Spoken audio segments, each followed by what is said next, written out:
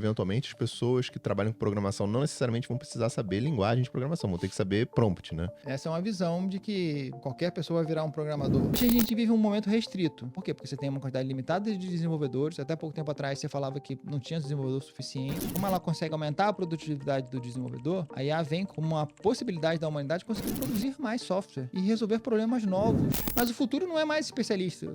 É um generalista, é um cara que sabe comandar a IA, que sabe código, que sabe front, que sabe banco, mas ele é mais generalista.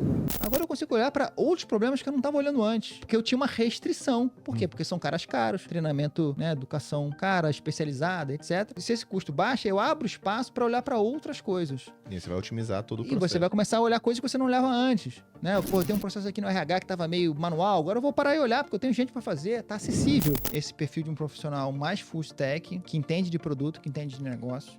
É o cara que, dependendo da complexidade, consegue fazer uma solução sozinho, sem precisar interagir com mais ninguém. Você tem a figura de um profissional de infraestrutura e segurança, que eu acho que é um assunto bem diferente. No episódio de hoje do Backlog Talks, a gente vai bater um papo sobre o futuro do desenvolvedor com o advento da IA. Como é que a IA está mudando o perfil do profissional de desenvolvimento, o que isso vai fazer com o mercado, enfim, a nossa visão, a minha visão do que está acontecendo e como é que vai se transformar a profissão do desenvolvedor no futuro. Vamos nessa.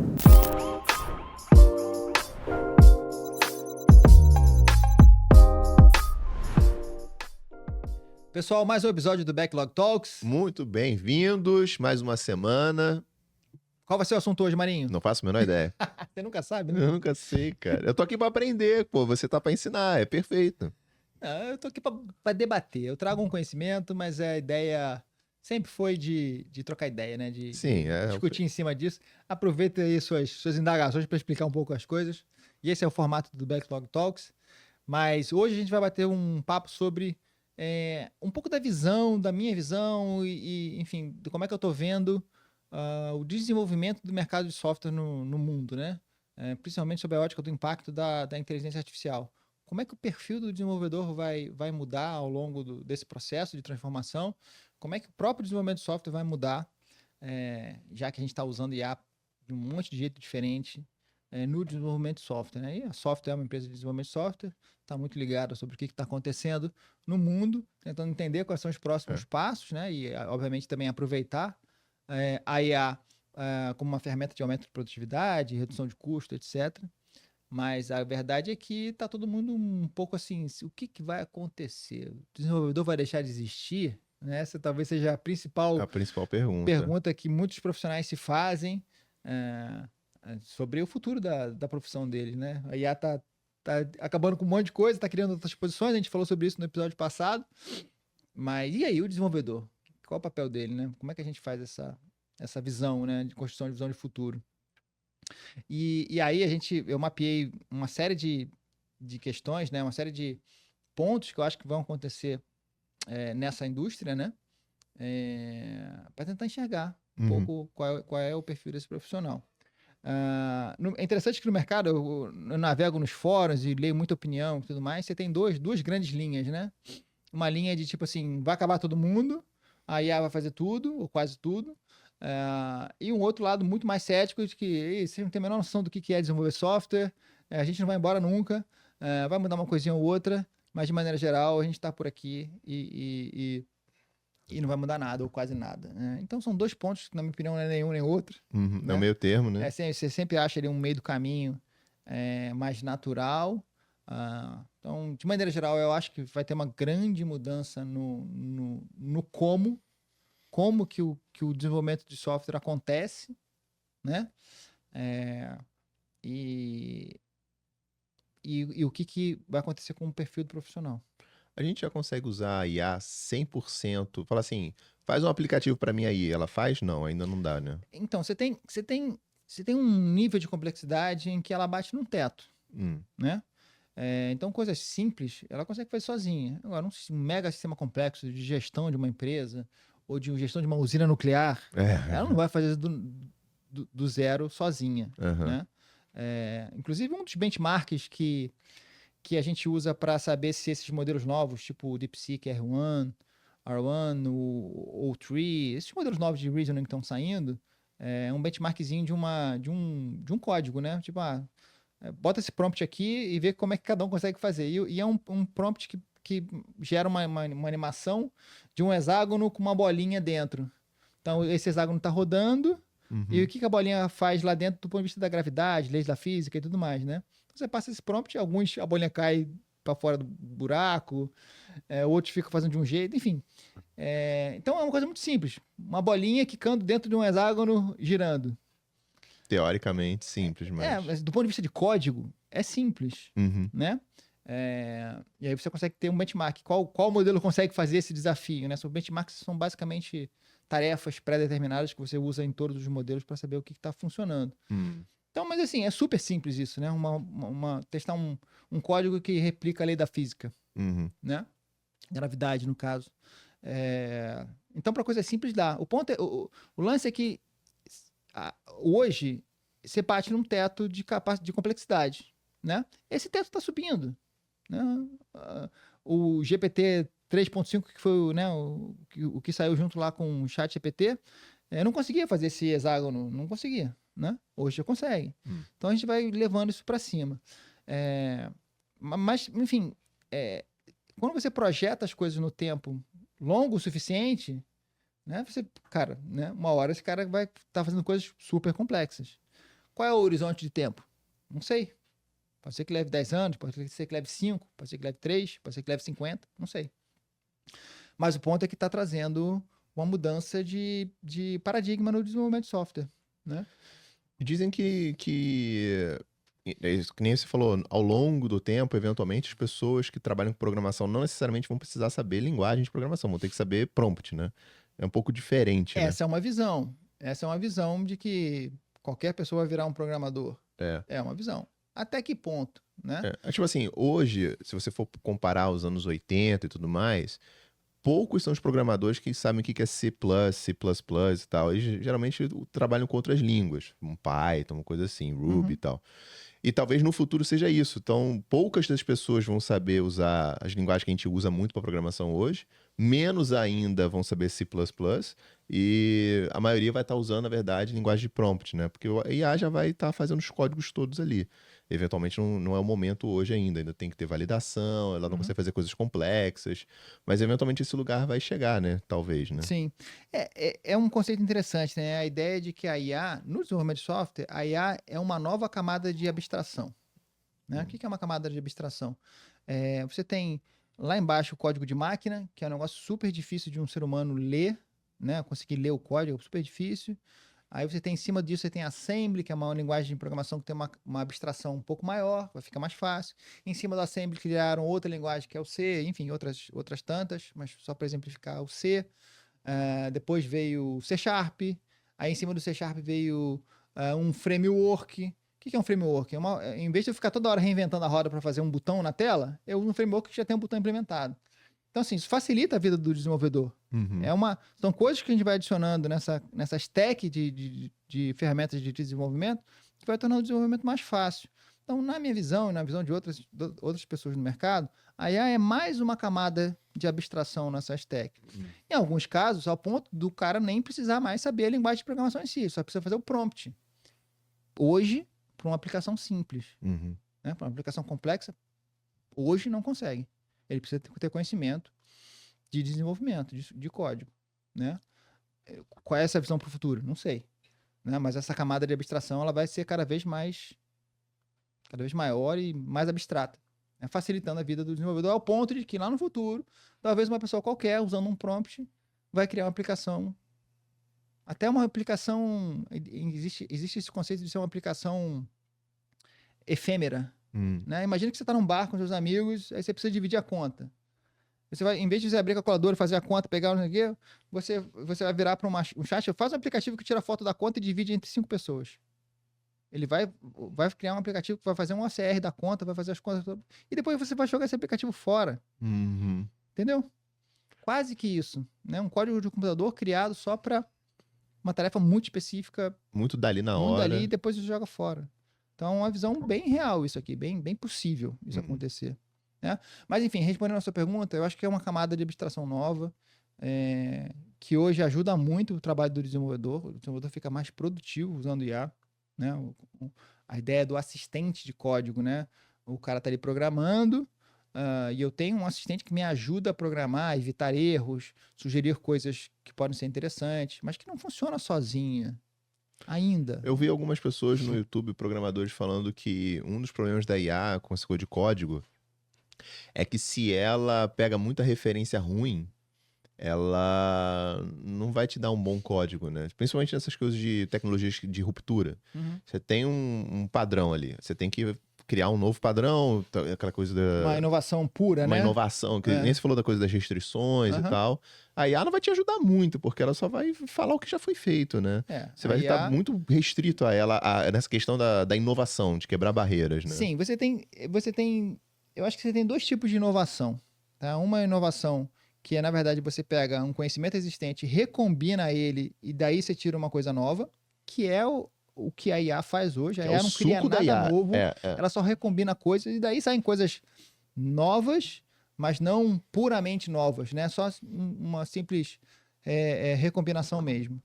O que é ótimo, fantástico, porque a gente não consegue, o ser humano não tem essa capacidade de fazer de ter tanto conhecimento ao mesmo tempo e ainda conseguir fazer essas combinações todas, né? Então a IA traz essa capacidade de sermos mais criativos. Legal.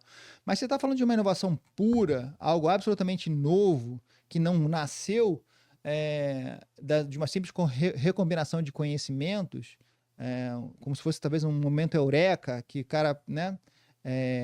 Uma combinação extremamente improvável, que talvez hoje só o cérebro humano consiga fazer, ou, por exemplo, uma coisa mais artística, como desenvolver a nona sinfonia de Beethoven, por exemplo, né?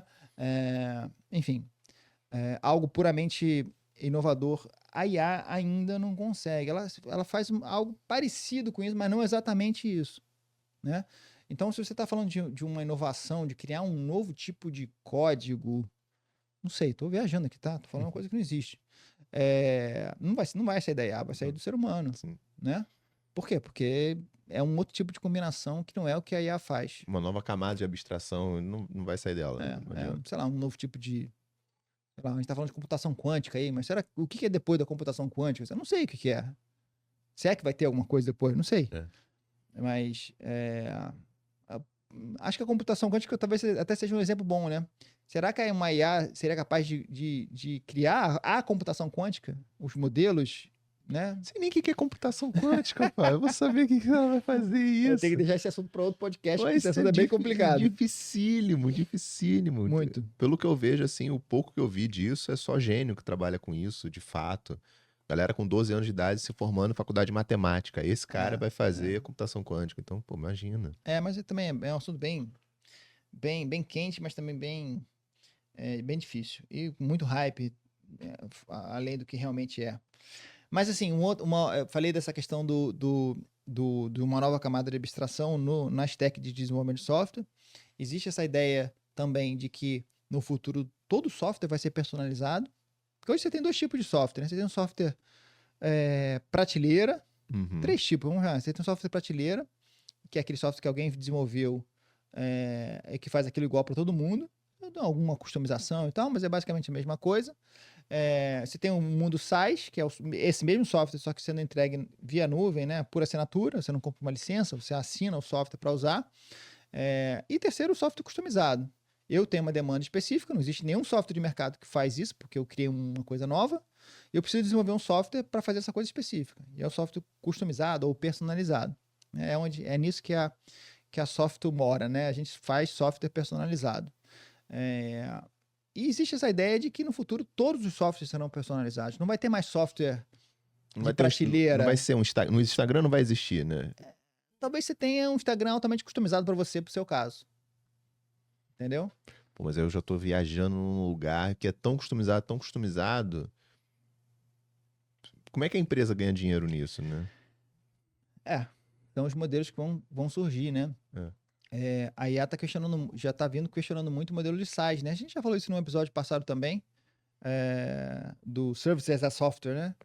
Antes você contratava software como serviço, né? Você contrata o software, aluga o software para usar aquele software, e aí agora você não mais contrata o software, você contrata o output, né? O resultado do que o software traz. Sim. Né? Em vez de eu contratar um software de atendimento, eu contrato atendimentos resolvidos. Aí né? é um outro... É outra história, é um outro paradigma, completamente diferente. né? Enfim, o que vocês me perguntado? Que eu não... Faço a menor ideia. Eu tô aqui, porra, desde a Perdi o fio. computação quântica, eu tô viajando. Ah, sim, eu tava falando do software personalizado, né? É. Então acho que vai ser natural a gente não ter mais software, ou pelo menos softwares que nascem um pouco mais padronizados, mas que são altamente customizáveis, como seria o caso do Instagram, né? De você poder customizar ele para você do seu jeito. Porque você poderia falar assim, eu quero meu Instagram tenha... É isso, você ia mudar o grid, você ia mudar o lugar das coisas, o que você vê, o seu Sim. próprio algoritmo, você falar, eu quero ver isso, isso e isso. Enfim, porque se hoje, se você vai pedir, se você tivesse o poder de pedir para Meta, né? Customizar um Instagram para você, o que seria? Ah, tá bom, me passa aí suas demandas que eu vou levar para o meu time de desenvolvimento. Né? O que a IA pode permitir é que a gente converse direto com a IA e ela desenvolva aquilo que a gente precisa. Sim. Né? Isso muda tudo do ponto de vista da capacidade da humanidade de desenvolver software. Hoje a gente vive num cenário restrito, né? Onde os softwares, como tecnologia, como o software ele faz exatamente aquilo que você quer, né? Que você programou ele para fazer, o processo de criar esse software tem que ser muito meticuloso, para ele não fazer nada que você não queira que ele faça, né? Daí surgem os bugs e tudo mais. Mas, então, hoje a gente vive um momento restrito. Por quê? Porque você tem uma quantidade limitada de desenvolvedores. Até pouco tempo atrás você falava que não tinha desenvolvedor suficiente. Então, a IA, ela vem, como ela consegue aumentar a produtividade do desenvolvedor, a IA vem como uma possibilidade da humanidade conseguir produzir mais software e resolver problemas novos. Sim. Né? Além de todo mundo ter o seu próprio software personalizado, que em vez de você adequar o seu processo na sua empresa para o software que existe no mercado, eu vou fazer o contrário. O software vai se adequar ao processo que eu quero executar. Né? Isso muda tudo, porque as empresas vão ser mais criativas, mais produtivas, né? Vão ser menos parecidas umas com as outras. Sim. Né? Se todo mundo usa o mesmo software de automação de marketing, não tem inovação. Todo mundo está fazendo igual. Né? Quando você tem software customizado, não. Todo mundo vai estar inovando do seu jeito. Pode ser bom, pode ser ruim. Eu posso estar fazendo besteira também, né? Quando você não sabe alguma coisa, você usar o software padronizado é ótimo, porque ele já sabe mais ou menos como é que as coisas funcionam. Principalmente para quem está começando, startup, etc. Mas para empresas um pouco maiores, a inovação é importante. Então, e a inovação nasce num software personalizado. Cara, mas isso aí realmente é como você falou, a camada de abstração que a gente ainda tá tateando, né? A gente ainda tá aprendendo a usar isso aí, né? A gente não chegou nesse lugar ainda, né? Eu acho que ainda não, mas a gente está caminhando rápido para isso. Né? Muito do que existe hoje no como que um time de desenvolvimento funciona, existe porque a dinâmica entre as pessoas se fez necessária você criar, por exemplo, métodos ágeis. O que é um método ágil? Né? Eu preciso atender um cliente, uma demanda de um cliente, eu tenho aqui, preciso de 5, 10, 20, 50 pessoas para desenvolver esse negócio. Como é que eu coordeno esse processo de desenvolvimento? Por quê? Porque eu começo a ter... aconteceu isso, né? Antigamente a gente tinha um profissional que fazia tudo, era o full stack. O cara fazia banco de dados, fazia front-end, back-end, fazia tudo. Em outro grau, tinha até o webmaster, né? Lembra no começo da internet? O webmaster, que era o cara que fazia o site, fazia atendimento, respondia e-mail, fazia tudo, né? E a gente foi, aos poucos, especializando, né? Eu tenho um cara de atendimento, tenho um cara de marketing. Dentro do desenvolvimento, eu tenho um cara que cuida do front-end, eu tenho um cara que cuida do banco de dados, tem um cara que cuida da infraestrutura. A gente foi especializando. E quando você tem vários especialistas, você precisa coordenar esses especialistas. Como é que esses caras se falam? Aí entra ferramentas de gestão de projeto, ferramentas de comunicação, tipo Slack, etc., Discord, etc., e os métodos ágeis. Né? Vou fazer uma daily meeting.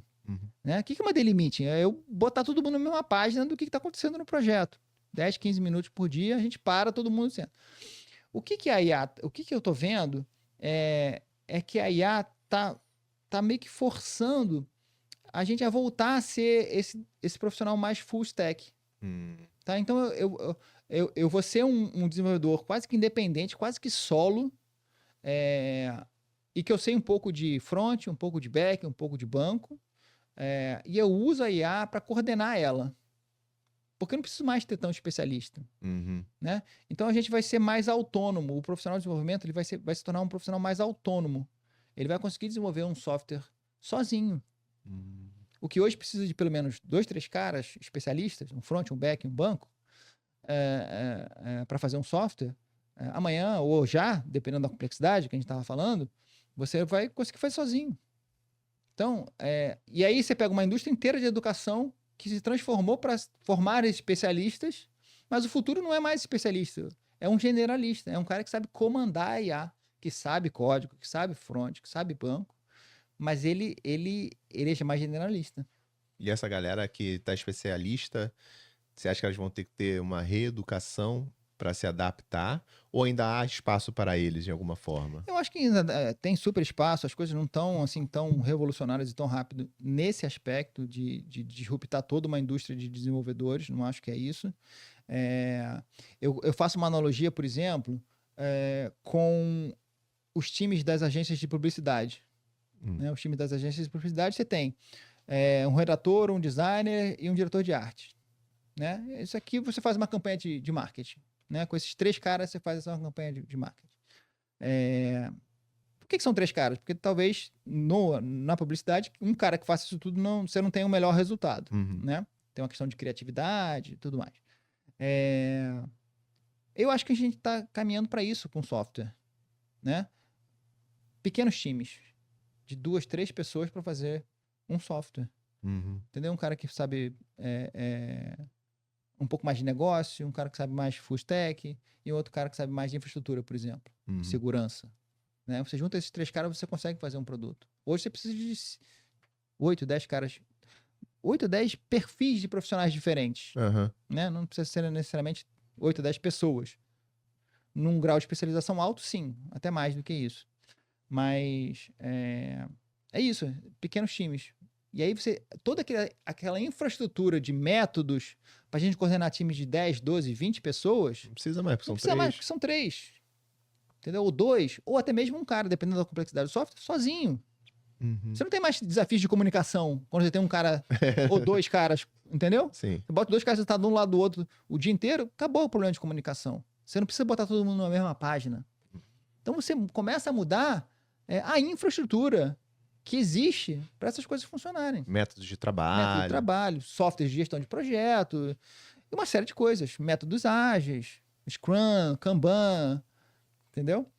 E obviamente eu não tenho todas as respostas, longe disso, mas essas coisas vão se readequar. Né? Eu acho que a gente está caminhando para um perfil mais indie, né? Mais independente do indie developer, né? O desenvolvedor independente, generalista, que consegue fazer sozinho ou quase sozinho uma solução até determinado nível de complexidade, obviamente. Enfim, eu acho que essa é uma das grandes mudanças na minha visão. Por outro lado, quando a gente torna um software que hoje tem um grau de complexidade X, que precisa de 10 pessoas para ser desenvolvido, e a IA faz com que esse grau de complexidade baixe, ou seja, ficou mais acessível desenvolver aquele software de determinado nível de complexidade. Isso eu acho que é verdade. Então, se você antes precisava de 10, agora precisa de 3, o que acontece com esses outros 7 que ficaram em tese? O que eu acho que vai acontecer não é demissão em massa. A gente simplesmente vai... Opa, peraí, legal. Agora eu consigo olhar para outros problemas que eu não estava olhando antes. Por quê? Porque eu tinha uma restrição. Por quê? Porque são caras caros, treinamento, né, educação cara, especializada, etc. Então, se esse custo baixa, eu abro espaço para olhar para outras coisas. E você vai otimizar todo o processo. E você vai começar a olhar coisas que você não olhava antes. Né? Pô, eu tenho um processo aqui no RH que estava meio manual, agora eu vou parar e olhar, porque eu tenho gente para fazer, está acessível. Né? E isso, num outro grau, permite que a própria sociedade ataque problemas tão complexos que hoje são difíceis de serem atacados, ou porque requerem muito investimento, ou porque são problemas complexos de fato. Problema do clima, aquecimento global. Será que a gente consegue construir uma solução de software que resolve o problema do aquecimento global? Né? Que me crie modelos de previsão, enfim, que eu consiga otimizar as cidades? Sei lá. Então a gente vai olhar para problemas mais complexos e aí à medida que os softwares ficam complexos, você também começa a voltar um pouco para aquela especialização. Entendeu? Então, assim, vai mudar esse balanço das coisas. O que é complexo hoje não vai ser complexo amanhã. O que hoje não é acessível porque é complexo demais vai se tornar acessível. E isso vai continuar demandando do desenvolvedor. Eu não acho que o desenvolvedor vai para lugar nenhum. Agora, o perfil do trabalho dele vai mudar profundamente. Né? Um dos conceitos que eu gosto de pensar é que o desenvolvedor do futuro é um cara que entende muito mais de negócio do que hoje entende o desenvolvedor especialista. É um cara que, ele consegue olhar o negócio, ele consegue entender as dores do negócio. Né? Hoje que seria talvez um PO, né? Um Product Owner, ou até um Product Manager, ou até às vezes o dono do negócio, o CEO da startup, o cara que entende o negócio melhor do que ninguém. E existe uma dificuldade de comunicação, né? O que o CEO quer, o que o desenvolvedor vai desenvolver, você precisa botar esses caras para se entender. Então, na minha visão, o desenvolvedor ele vai ser mais de negócio. Ele vai ser um generalista mesmo, ele vai entender de negócio, vai entender de front, vai entender de back. Ele vai se tornar mais generalista, num grau de complexidade ainda aqui embaixo. Óbvio que cá para cima, numa usina nuclear, o sistema de gestão de uma usina nuclear vai requerer especialistas, sem dúvida. Não tem como. Esse balanço é que vai mudar profundamente. Porra, tomara que minha filha queira fazer direito, muito mais fácil. Muito mais fácil. Existe uma ideia, né? Eu venho pensando sobre isso, né? Do AGI, né? Do General Intelligence, né? Aquela IA que, em tese, ela é autônoma e tão poderosa quanto o ser humano. Enfim, é um conceito, né? O pessoal fala quando que a gente vai atingir a AGI. O que é AGI? Né? O que define a AGI? Mas eu venho pensando num conceito do que é a AGI do desenvolvimento. Talvez seja um agente em que eu só fale alguma coisa e ele, de fato, crie uma solução do zero, sozinho, de forma absolutamente abstrata. Talvez seja essa uma definição de uma AGI do desenvolvimento.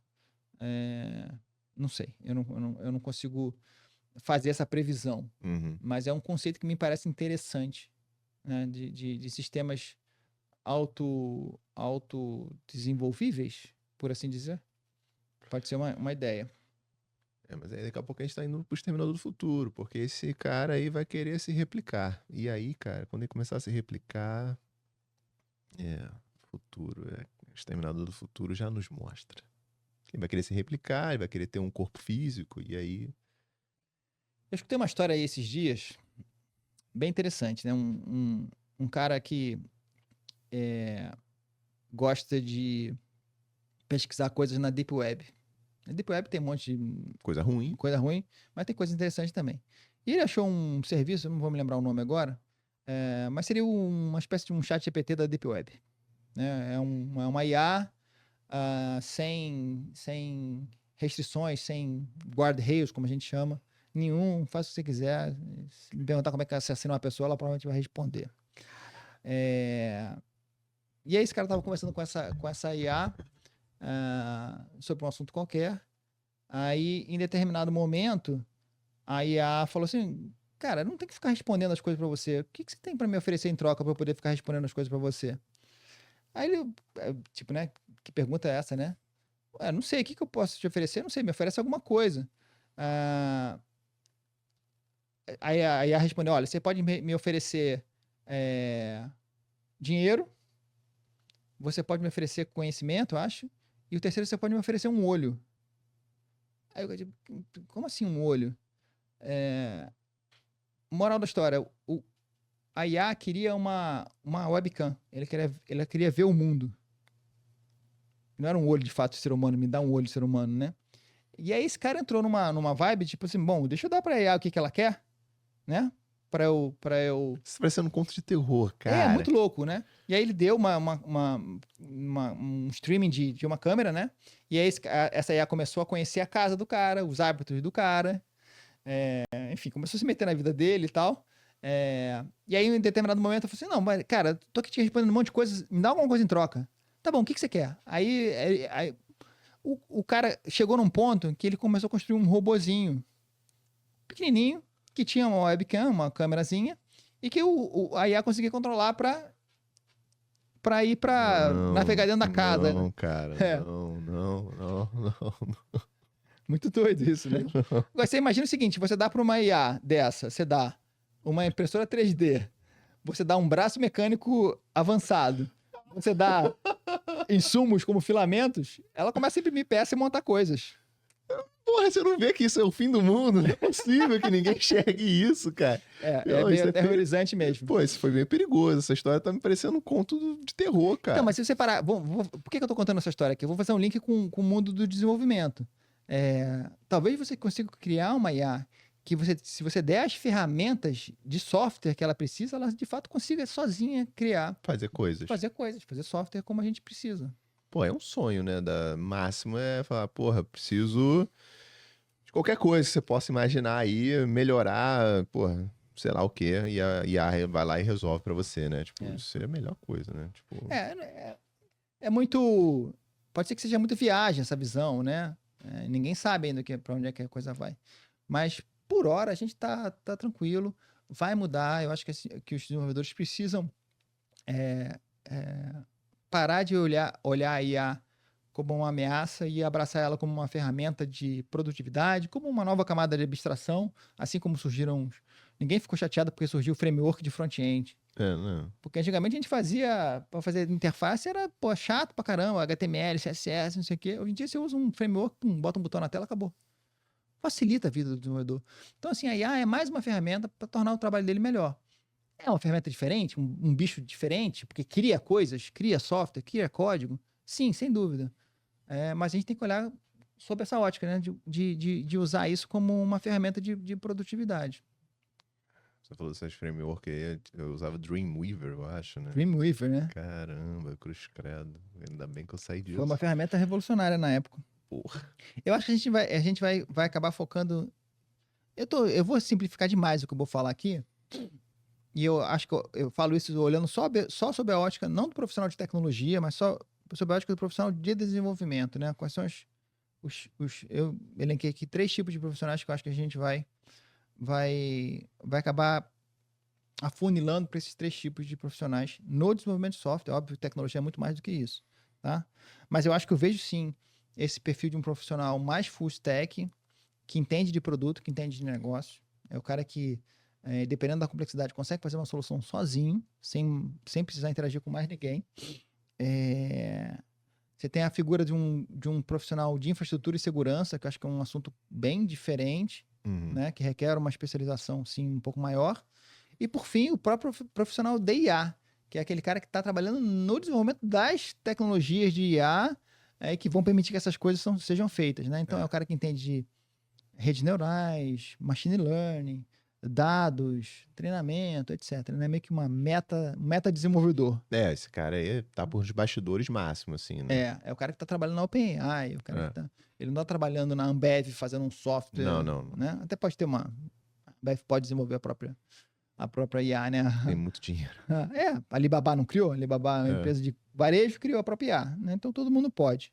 Mas eu assim, gosto de pensar que a gente vai ter esses 3 perfis bem delimitados para desenvolvimento de software. Um cara mais generalista, um time bem pequeno, que consegue ser mais produtivo, que a IA consegue ajudar com muito código.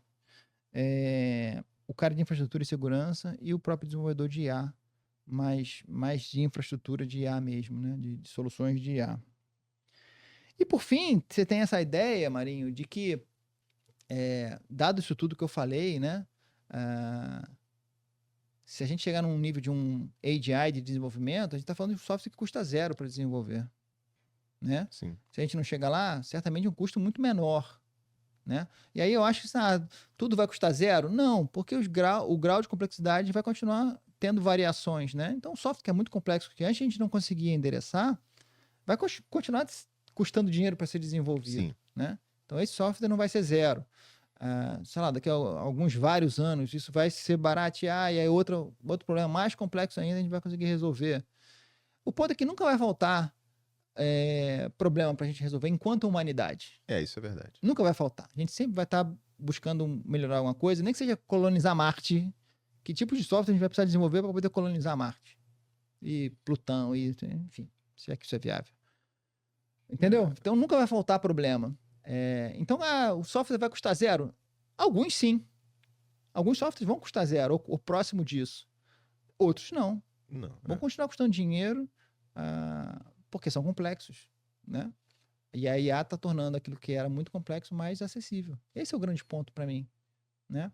Mas sim, o perfil do profissional vai mudar, vai ser mais generalista, tem que aceitar a IA no mundo dele, no dia a dia dele, porque não tem mais como voltar. É aquela coisa de que se eu usar o termo negacionista, né? Eu vou ser um negacionista da IA no desenvolvimento, beleza, cara, mas teu concorrente não tá. E uma hora você vai ser impactado, né? Então tem que olhar, tem que abraçar, tem que entender. Eu tenho feito vários experimentos lá na Software de desenvolvimento com IA, e é interessante porque às vezes você vê o desenvolvedor. Eu tô fazendo um experimento específico que é peguei 2 caras, um front e um back. Eu não tinha full stack no meu time, só tenho especialistas, né? Talvez isso seja uma mudança que aconteça, não sei. Mas eu peguei um front e um back, falei, vamos pegar um projeto aqui de um software que eu quero desenvolver, não é uma necessidade muito grande, mas vamos pegar como um experimento, né? E vamos tentar desenvolver esse software o máximo possível usando A e codificando o menos possível. É uma hipótese. Eu consigo desenvolver esse software, é um software relativamente simples, não é tão trivial, mas também não é complexo. A gente consegue desenvolver esse software aqui com o desenvolvedor só comandando a IA? Ou em que grau eu consigo fazer isso, né? E eu coloquei 2 caras para me ajudar nesse projeto. E é interessante que a cabeça deles, eles ficam querendo programar. Eles não conseguem mudar muito essa chave de agora eu sou um operador de IA para desenvolver e eu sou um desenvolvedor que usa IA para facilitar, né? É óbvio que eu estou criando uma hipótese aqui, validando uma hipótese. Mas é interessante, eles mesmos já me relataram, assim, Fábio, eu estava tentando fazer só com cabeça de codificador. E eu não é isso, né? Eu tenho que pensar como cabeça de cara de produto, talvez, né? Então, isso é muito difícil. Esses modos de pensar são difíceis de serem mudados em pouco tempo. As coisas acontecem gradativamente. Mas como a IA está tudo muito rápido, é um desafio para o desenvolvedor conseguir se adaptar rápido, sem dúvida, sem dúvida. Tem que estar com a cabeça muito aberta. E uns caras estão com a cabeça muito fechada.